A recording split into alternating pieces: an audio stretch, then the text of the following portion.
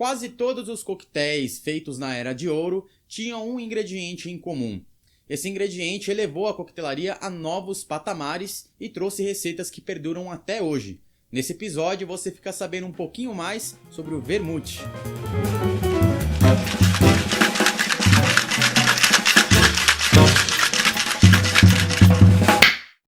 Olá, bem-vindo de volta. Esse é o Barra Codex com mais um vídeo sobre coquetelaria. Portanto, se você é fã de um bom drink e gosta de saber o que está bebendo, se inscreve aqui no canal, deixa o seu like para que esse vídeo chegue a mais pessoas e assiste até o final para ficar sabendo de tudo. Se você trabalha num bar, ou faz coquetéis em casa, ou até quando sai costuma fazer o consumo de bebidas misturadas, provavelmente você já conhece o vermute. Caso ainda não saiba do que se trata, o vermute é um vinho fortificado e aromatizado, amplamente usado como ingrediente na coquetelaria desde meados dos 1880, consumido diariamente em locais como Itália, Espanha e Portugal. Mas o que quer dizer um vinho aromatizado e fortificado? Calma que eu te explico. Para entender o vermute, primeiro a gente precisa entender os vinhos aperitivos. A palavra aperitivo vem do latim aperire, que é o verbo abrir, no sentido de abrir o apetite. Um aperitivo geralmente carrega os sabores amargo e doce juntos. O consumo dele estimula a produção de suco gástrico no nosso estômago, ajudando a digestão ou abrindo o nosso apetite. Uma curiosidade rápida: o nosso corpo identifica substâncias tóxicas pelo amargor, devido a um processo evolutivo do ser humano. Quando nossos antepassados pré-históricos colocavam alguma toxina na boca e tinha aquele sabor amargo, a reação era cuspir para fora. E aí nosso organismo sobrecarregava os sucos gástricos para digerir qualquer substância que pudesse estar ali e que pudesse causar um envenenamento. Mas, voltando para os aperitivos, o vinho aperitivo é um vinho aromatizado, ou seja, é uma bebida que foi infusionado botânicos, cascas ou frutas para ela absorver os sabores e, consequentemente, as propriedades dessas plantas adicionadas. Você já deve saber que isso era uma prática comum desde Hipócrates, que infusionava o vinho com ervas para curar alguns males estomacais e outros casos como reumatismo, por exemplo. Não é à toa que chamam o homem de pai da medicina.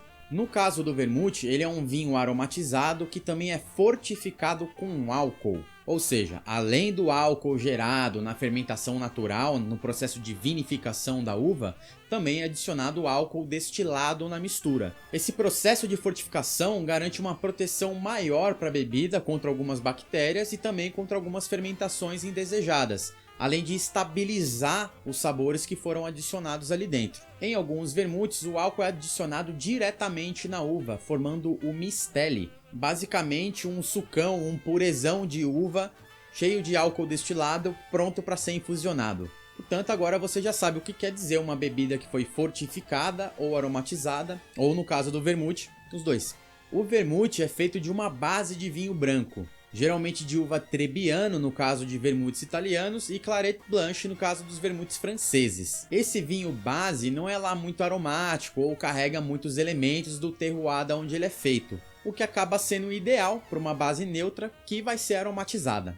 Geograficamente, o vermute nasceu na região conhecida antes como Saboia, que mais tarde ia ceder seu território para o reino da Sardenha, que consequentemente iria se unificar com a Itália. Outra região importante é a de Chambéry, que também ficava em Saboia, mas aí mais tarde acabou fazendo parte do território francês. Mas naquela época, aquela região chamada de Piemonte era meio que uma coisa só, meio que uma mistura de Itália com França com vista para a Suíça. Bom, diz a história que um comerciante chamado Jerônimo Ruscelli, conhecido como Alessio de Piemonte, levou uma forma primitiva de vermute para aquela região de Piemonte lá pelo século XVI. E por lá esse vinho, essa mistura, começou a crescer. O nome vermute vem da palavra germânica vermouth, ou wormwood em inglês, que é o nome germânico dado para a planta principal utilizada na aromatização do vinho, a Artemisia absinthium. A Artemisia já era bastante utilizada como remédio estomacal, até para prevenir parasitas, mas ela também era utilizada para fazer o vinho ter um shelf life maior, uma validade maior. Se colocavam plantas e ervas dentro do vinho para fazer ele durar mais. Os vinhos aperitivos dessa região evoluíram de duas premissas: tornar o vinho local mais comercial ao adicionar sabores, porque o vinho de Sardenha e de Saboia não era lá grande coisa, e também pelas suas propriedades medicinais, que ainda foram muito utilizadas no início do século XIX. E lá pelos altos dos 1850 emergiu a produção comercial do aperitivo em larga escala, já com foco na consistência de produto e visando mercados de fora que não a região de Piemonte. Os portos das cidades de Marseille na França e Gênova e Veneza na Itália tiveram um papel fundamental na estruturação dessa indústria, porque era através desses portos que as especiarias e os botânicos exóticos conseguiam chegar de fora até Piemonte e que o vinho aperitivo de Piemonte conseguia sair dali para o mundo, como por exemplo o mercado americano. Mas antes da indústria, o vermute não era bem o produto que a gente conhece hoje. O mais comum eram boticários venderem um concentrado de artemisia ou losna aqui no Brasil para ser adicionado no vinho depois. E aí sim dá aqueles sabores e aquelas propriedades medicinais. Um tempo depois da bebida se popularizar em Piemonte foi que algumas casas produtoras de vermute e aperitivo começaram a aparecer. A primeira muito bem sucedida delas foi a casa de Antonio Benedetto Carpano, fundada em 1786 em Piemonte. Fala-se muito que Carpano foi o inventor do vermute. Bom, talvez o vermute como a gente conhece hoje, mas algumas famílias também já produziam vermute desde 1757, como a Cinzano. Para a gente não entrar em detalhes de marketing, até porque cada casa tem sua receita secreta, a gente não vai atribuir a invenção do vermute a ninguém, até porque ele já existia desde Hipócrates. Porém, não há dúvida que o vermute se popularizou na região através do produto do Carpano. Além de uma mistura especial só dele, foi utilizado como base um vinho de moscato ao invés de um trebbiano, o que deu origem a um produto muito mais refinado, que caiu no gosto dos cortesões e da alta sociedade de Piemonte. O vinho, chamado por Antônio de Vermouth de Carpano, com W mesmo, depois mudaria seu nome para Vermouth, com V, de Carpano, seguindo a grafia francesa que era utilizada pela coroa da região. Carpano foi autoproclamado o rei do vermute na região e seria ele que pavimentaria o sucesso do aperitivo piemontês. Muitas famílias depois seguiriam os passos de Carpano, como Cinzano e Martini, e assim nasceria o vermute italiano como a gente conhece hoje, um remédio com antepassados gregos, produzido por germânicos, adaptado em Piemonte, refinado por Carpano com certeza e exportado para o mundo como vermute.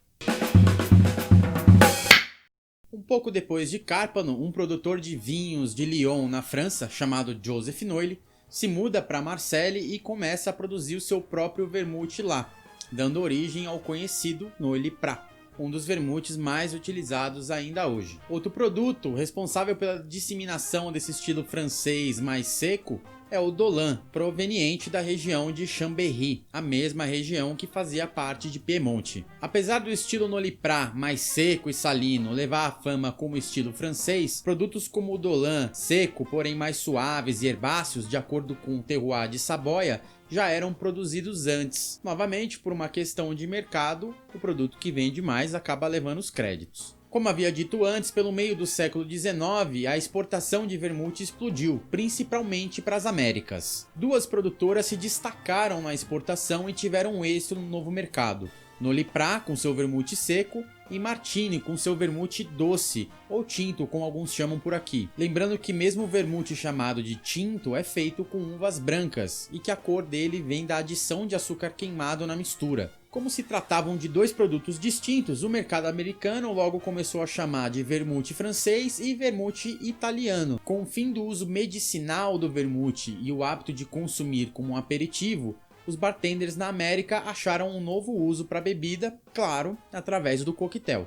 Se a gente notar bem, no primeiro livro sobre coquetéis, em 1862, a gente não vê ainda nenhuma receita fazendo uso do vermute. Foi só em 1868 que a Martini começou a exportar o seu vermute para os Estados Unidos e aí popularizar a bebida, apesar da Noilly Prat já exportar o seu vermute para os Estados Unidos alguns anos antes. Já em livros de 1880 em diante, a gente começa a ver receitas de coquetéis como Manhattan, depois o Martinez e formas primitivas do que viria a ser o Dry Martini. O grande boom do consumo de vermute nos Estados Unidos foi através da Martini Rossi, que fez muito bem o marketing do seu produto no mercado americano, e através de receitas em livros famosos como o de Harry Johnson, além, claro, da imprensa especializada na área que disseminava essas receitas. O vermute foi uma bebida muito bem recebida pelo mercado americano e pelos bartenders do país também. Em algumas receitas de Manhattan ou Martinez é possível a gente ver o dobro de vermute sendo utilizado